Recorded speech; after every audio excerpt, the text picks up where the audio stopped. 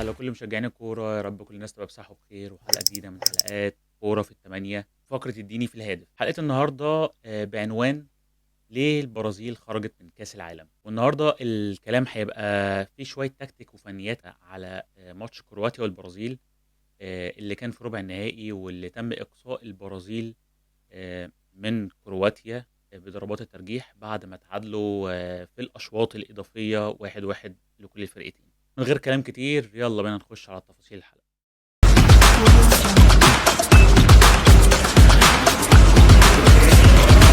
سريعا كده، تيتي ابتدى التشكيلة بتاعت منتخب البرازيل 4-3-3، أو كانت بتتغير من وقت للتاني 4-2-3-1. كان الرباعي خط الظهر أو بداية من حارس المرمى إليسون بيكير. رباعي خط الظهر كان من الشمال دانييلو، تياجو سيلفا على يمينه ماركينيوز، وعلى اليمين ميليتاو. ثنائي خط النص كان بيكيتا وجنب منه كازيميرو. رباعي الامامي من الشمال فينيسيوس جونيور وجنبه نيمار، على اليمين رافينا، وفي قلب الهجوم ريتشارلسون. المنتخب الكرواتي واللي كان بيقوده في التدريب للحقبة الثانية على التوالي داليتش، المدرب الكبير اللي قدر يحقق إنجاز كبير جدا بالنسبة للمنتخب الكرواتي في النسخة اللي فاتت، ويكون وصيف كأس العالم بعد ما اتغلبت عليه فرنسا في النهائي. بدأ بتشكيلة برضو ما فيش فيها اختلاف كتير عن تشكيلة منتخب البرازيل، وكان بيلعب ب4-3-3. حرس المرمى ليفيكوفيتش، قصادي الرباعي خط الظهر من الشمال سوسا، في القلب لوفرين وجافريديول، وعلى اليمين الباك اليمين المتميز جدا يورانوفيتش. وثلاثي خط النص لمنتخب كرواتيا كان لوكا مودريتش وكوفازيتش، والثالث بتاعهم بروزوفيتش. الثلاثي الهجومي من الشمال بريزيتش، قلب الهجوم كان كراماريتش، وعلى اليمين كان بازيليتش. واختصارا كده كلام الفني عن الكوره، كل مدرب دايما علشان يبتدي خطه او يبتدي مباراه بيبقى محدد استراتيجيه هيتحرك بيها على مدار ال90 دقيقه. مفيش مدرب تقريبا الاستراتيجيه بتاعته بتبقى متشابهه لمدرب تاني، ودايما كل استراتيجيه لكل مدرب دي بتتقسم لمجموعه من الفيسز او من المراحل اللي بيديرها على مدار ال90 دقيقه. المراحل دي بتحددها اولويات المباراه او المتطلبات اللي بتعوزها منه الماتش، زائد اللي بيحدد الفيسز دي او المراحل دي هيتحرك فيها هتبقى ازاي وهتبقى كام مرحله. برضو التولز او الادوات او اللعيبه اللي موجوده معاه في التشكيل. في مدربين كتير ممكن يقسموا المباراه دي على 3 فيسز، على 3 مراحل. مثلا الثلاث مراحل دول ممكن يكونوا 30 و30 و30 دقيقه، يبقوا مثلا على مدار ال90 دقيقه في 3 مراحل للعب. في مدربين، وعلى سبيل المثال مثلا بيب جوارديولا، بيقسم الماتش لكل 15 دقيقة فيسز، أو كل 15 دقيقة مرحلة مختلفة من اللعب، بيستمد المراحل دي أو اختلاف المراحل دي من المنافس اللي بيلعب معاه، علشان ما نجعلص الموضوع على المتابعين. باختصار، الفيسز اللي نتكلم عليها في مباراة البرازيل وكرواتيا هي كانت أساسيات ما كانش فيها اختلاف، ولكن كل واحد من الكوتشز الكبار بتوع المنتخبين أخد من أخطاء التاني وقدر يكمل او يبني عليه باقي الماتش. هنبتدي بمنتخب البرازيل ونتكلم شويه في الاستراتيجيه بتاعه تيتي اللي ما كانش فيها اختلاف كبير قوي عن المباراه اللي قدرها بالنسبه لمباراه كوريا الجنوبيه. ادت ثقه كبيره جدا للاعيبه البرازيل ان هي تخش المباراه بتاعه كرواتيا بمنتهى الاريحيه، من غير ما ياخدوا بالهم قد ايه منتخب كرواتيا ومنتخب تقيل، منتخب مليان لعيبه مهمه وكبيره وتقدر تصنع الفارق في كتير من الاوقات. منتخب بيبقى لعبه واستراتيجيه لعبه مع المدرب بتاعه داليتش في الادوار الاقصائيه مختلفه خالص عن ادوار المجموعات. الاستراتيجيه اللي ابتدى بيها تيتي هو ان تحضير اللعب دايما بيكون من الخلف، البيلد اب بتاعه العادي، وبيعتمد على 2 محور اللعب، فينيسيوس جونيور من ناحيه الشمال، الاثنين محور اللعب بتوع الجنب الشمال فينيسيوس جونيور ونيمار. دول هما محور اللعب للبرازيل. احيانا الطريقه بتتغير من 4-3-3 تبقى 4-2-3-1 علشان نيمار ياخد اريحيه شويه ويخش لقلب الملعب، او يقدر يخش الانصاف المساحات الهاف سبيسز يعني، علشان يفرغ بيها مساحات لفينيسيوس جونيور يقدر يتحرك بيها دايما في ظهر الباكات. وده ظهر في اكتر من لقطه من الموجودين معانا هعرضها عليكم. دايما كان اللعب بيتغير من مرحله البيلد اب لمرحله البروجليشن، اللي بتبقى دايما بننقل الكرة من الجبهة اليمنى اللي بيتم التحضير فيها ناحية ميليتاو، وتتعمل الكرة الطولية أو العرضية علشان تقصّر المسافات وتقصّر التحضير الكتير لناحية الشمال اللي هي فيها محور اللعب لفينيسيوس جونيور ونيمار. بدأت البرازيل ضاغطة في أول 10 دقايق، وكانت دي الاستراتيجية الموجودة أو اللي ظاهرة في حتّة تفريغ المساحات من ناحية الشمال، ولكن داليتش المدرب المخضرم الكبير جدًا لمنتخب كرواتيا قدر يفهم اللعبة ديّة وقدر يشتغل عليها. ده كان phase من ضمن الphases اللي اشتغل عليها تيتي الشوط الأولاني. طب هل هو اشتغل على phases واحدة بس أو على مرحلة واحدة من اللعب وما غيّرش خالص الطريقة؟ لأ، بالعكس، في أول شوط قدر يغيّر من الطريقة علشان اللي استمدّه من طريقة لعب كرواتيا هو إن كرواتيا وده هنخش عليه وهنقوله بالتفصيل زي ما ابتدينا مع البرازيل هنخش على كرواتيا، لإن كرواتيا عاملة زيادة عددية في نُص ملعب، هو علشان يواجه الزيادة العددية في نُص ملعب دي، ادّى تعليمات مركبة لدانييلو إنه يخش على نُص ملعب أو زيادة مع لعيبة نُص ملعب يبقى لاعب رابع بدل ما هو بيلعب باك شمال ينزل يبقى لاعب رابع أو لاعب نُص ملعب ارتكاز رابع جنب لعيبة نُص ملعب منتخب البرازيل، بيكيتا وكازيميرو، وادّى تعليمات كمان لنيمار إنه يأخّر نَفْسه شوية أو يحاول يخش لقلب الملعب عشان يزوّد أو يخلّي الزيادة العددية ديّة تبقى موجودة مع الرباعي بتوع خط النُص، وده برضه ظهر في أكتر من لقطة لنيمار إنه كان بينزل لحد التِلت الأول لمنتخب البرازيل يستلم الكورة ويبتدي يحضّر اللعب ويسهّل على زمايله شوية التحضير وتفريغ المساحات. دي كانت الtwo phases اللي اشتغل عليهم تيتي بالنسبة لمنتخب البرازيل، وفضل سياق اللعب شغّال بنفس الطريقة، ولكن يبقى من وجهة نظري إن كانت نقطة الضعف الوحيدة لمنتخب البرازيل في المباراة ديّة ضد كرواتيا هو نيمار. نيمار للأسف بتواجهه مشكلة كبيرة جدًا في اللعب بشكل شوي شوية، أو زي ما بيقولوا دايمًا هو بيحب يبيّن المهارة بتاعته. تأخير الكورة في رجل نيمار كتير أو في كتير من اللقطات بتأخّر عملية التحضير، بتخلّي نقل الكورة أصعب وبياخد وقت أطول. بيساعد الفريق المنافس إنه يخش يعمل معاه التحامات قوية وعنيفة بتأدي إن هو كمان بيتصاب. نيمار على الرغم من إن هو كان محور اللعب رقم 1 مع فينيسيوس جونيور بالنسبة لمنتخب البرازيل وتشكيلة تيتي، إلا إنه بعد ما اتقرت طريقة لعبه، اتقفلت عليه كل مفاتيح اللعب والباص والتحرك بمنتهى الأريحية.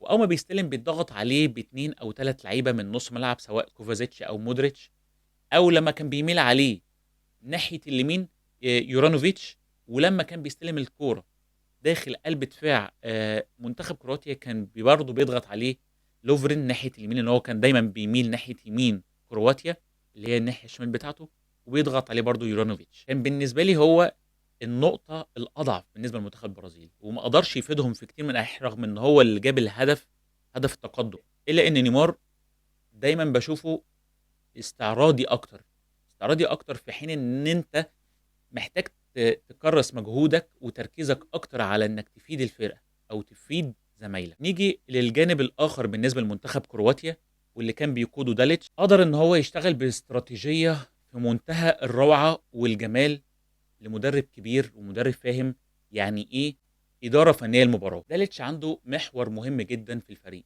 محور اللعب بالنسبة لداليتش في منتخب كرواتيا هو اللاعب رقم 10 الأبرز والأقوى والأهم لوكا مودريتش. لوكا مودريتش لاعب ريال مدريد اللي عمره 37 عام، بالنسبة لي أنا مش غريبة على لاعب بالمستوى ده من لاعبي أوروبا، بيحقق أعلى معدل جري للاعب في سنه، بجد لاعب كبير ولاعب مخضرم، وأنا في حياتي ما شُفتش لاعب بيجري الجري ده كله في المنطقة منطقة نُص ملعب بالكامل، لاعب محوري ولاعب حرفيًا from box to box بشكل غير عادي، دايمًا بتشوفه في كل المواقف وفي كل اللقطات وهو بيدعّم زمايله، دايمًا في الكورة وهي مع فريق كرواتيا بتلاقي الفريق كله متقدّم لقدّام، ولمّا الأجنحة أو الوينجات بتاعة الفريق كلّها بتبقى متقدّمة أو طايرة، هو بيبقى أول لعيب بيُقف ارتكاز رقم 6 جنب الاتنين الارتكاز الباكات لوفرين، جافريديول، حافظ دايمًا واجبات مركزه، عنده وعي غير عادي بكل الأماكن اللي موجودة في الملعب، سواء من ناحية اليمين أو من ناحية الشمال، بيعرف إمتى يظهر لزمايله علشان يدعمهم، وبيعرف إمتى يرجع علشان يغطي المساحات الفاضية ورا زمايله اللي بتبقى بتتحرك او بتسحب المساحات لباقي الفريق. لاعب بجد كبير جدا ومن اللعيبه اللي انا بستمتع جدا وانا بتفرج عليه لوكا مودريتش. برضه هنتكلم على تو فيزز اشتغل عليها داليتس من بدايه المباراه علشان ما نطولش على الناس. وابتدى الراجل برضه يستمد طريقة لعبه اللي بنى عليها ال120 مش ال90 دقيقة بقى، اللي بنى عليها ال120 دقيقة لإجمالي مباراة. ابتدى يستمد اللعب ده من البرازيل. ابتدى الراجل يشوف استراتيجية البرازيل هتبقى عاملة ازاي في أول 10 دقايق، وإن البرازيل قدرت تعمل منظومة ضغط هاي بريشر عالي جدا على كرواتيا. قدرت كرواتيا إن هي في أول 5 دقايق إن هي تقف على الكرة بشكل ممتاز، في تمركز عالي جدًا ووعي تكتيك بكل الأماكن اللي موجودة في الملعب من كل اللعيبة، وقدروا إن هم يفهموا قد إيه محاور اللعب البرازيل لو ما اتقفلش عليها واتلعب عليها بشكل قوي، هتكون محور خطورة جدًا عليهم وعلى باقي الفريق. قدر الراجل يستقبل اللعب لحد الدقيقة 9، ضغط متواصل من منتخب البرازيل ومنتخب كرواتيا بلعيبته، الباور بتاعهم والقوة الجسمانية بتاعتهم واقفين بيستقبلوا الكور، سايبين تلتين أو تلت الملعب لمنتخب البرازيل وبيلعب لو بلوك بريشر لحد أما أرى ده كان أول فيز بالنسبة استراتيجية داليتش إن هو بيستقبل اللعب. دي استراتيجية دايمًا أنا باشوف إن هي بتعتمد على القوة البدنية للعيبة اللي موجودة معاك أو الأدوات اللي موجودة معاك. هل هتقدر تصمد لأكبر وقت ممكن إن هي تستقبل اللعب، تستقبل هجمات من الفريق المنافس. لو لعيبتك مش ما عندهاش القوة البدنية والحفاظ على أماكنهم والوقوف بتقارب مع الخطوط، يبقى أنت هتخسر كتير جدًا. كنا هنشوفه من المنتخب البرازيل بعد ما عمل أول هجمتين بمنتهى الخطورة في أول 6 دقايق. أول 6 دقايق دول وأول ما ابتدى داليتش يفهم مفاتيح لعب البرازيل، ابتدى يشتغل عليها. عمل زيادة عددية كبيرة جدًا بتعليمات برضه مركبة، الوينجات الطايرة بتاعته ناحية اليمين واللعيب المميز جدًا يورانوفيتش، إن هو يزيد كلاعب خامس أو رابع بالنسبة للاعيبة كرواتيا في نُص الملعب، علشان يقدر يقفل أو يسحب المساحة اللي بياخدها منتخب البرازيل مع نيمار وفينيسيوس جونيور. وادّى كمان تعليمات للوفرين إنه يميل عليه ناحية اليمين عشان يقدر يغطي المساحة الخلفية اللي هتبقى موجودة من وراه. في حالة إن يورانوفيتش بيقوم عليه اللعب من ناحية اليمين، لإن هو لاعب سريع جدًا ومهاري كمان وهو معاه الكورة، تعليمات صريحة وقوية من مودريتش إن هو يغطي جنب لوفرين المساحات برضه الفاضية أو اللي هتبقى من ورا يورانوفيتش أثناء الكورة معاهم. كورة مع فريق كرواتيا أو مع منتخب كرواتيا بيبقى شكلهم الهجومي كده، ولكن الكورة ومع منتخب البرازيل بيبقى التشكيلة أو طريقة رصة لعيب المنتخب الكرواتي بالشكل ده. 90 دقيقة من الفرص المتبادلة ومن اللعب القوي جدًا البدني، اللي كان فيه تغيير كتير وابتدت أخطاء تيتي تظهر على مدار ال90 دقيقة ومن بعدها كمان على مدار ال120 دقيقة. أولى الأخطاء اللي عملها تيتي بالنسبة لقيادة منتخب البرازيل في المباراة ديّة تغييرتين بالنسبة لي أنا ووجهة نظري الشخصية. أولى الأسباب في إن البرازيل ما تكمّلش المباراة بالشكل المطلوب.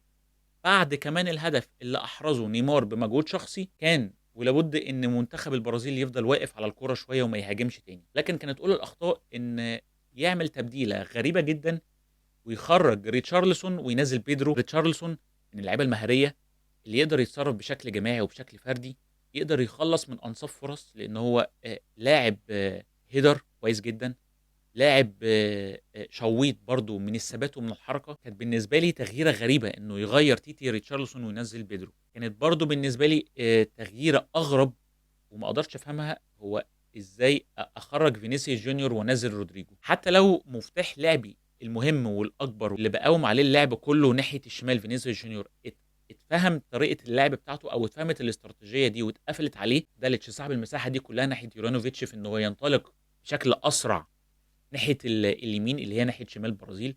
إلا إني كان سهل جدًا أشوف إن نيمار هو الحلقة الأضعف بالنسبة لمنتخب البرازيل، بسبب الmiss pass الكتير اللي حصل منه على مدار ال45 دقيقة التانيين في الشوط التاني. كان ممكن يبقى نيمار هو أول تبديلة بالنسبة لي لو حابب إن أنا أزوّد الشِق الهجومي. إلا إن تيتي أدار المباراة بشكل غريب شوية، فهمت دوّة بعد تصريحاته الغريبة شوية بعد المباراة، وهو إن أكني بالعب المباراة دي تحصيل حاصل، يعني أنا كده محدد وعارف إني سواء كسبت أو ما كسبتش أنا مش مكمّل. السبب مهم ورئيسي في إن البرازيل ما كمّلتش المباراة بشكل قوي، التعامل برعونة شوية من لعيبة البرازيل، وإن هي ما خدتش المباراة على محمل من الجد زي مباراة كوريا. منتخب كرواتيا منتخب كبير، منتخب فيه مليان لعيبة لياقتها البدنية عالية جدًا، لو مش معمول حسابهم كل نقاط القوة والضعف في استراتيجية منتخب بقيادة مدرب كبير زي داليتش، أنت فعلًا هتبقى الخاسر. hard luck طبعًا لمنتخب البرازيل، وبنقول منتخب كرواتيا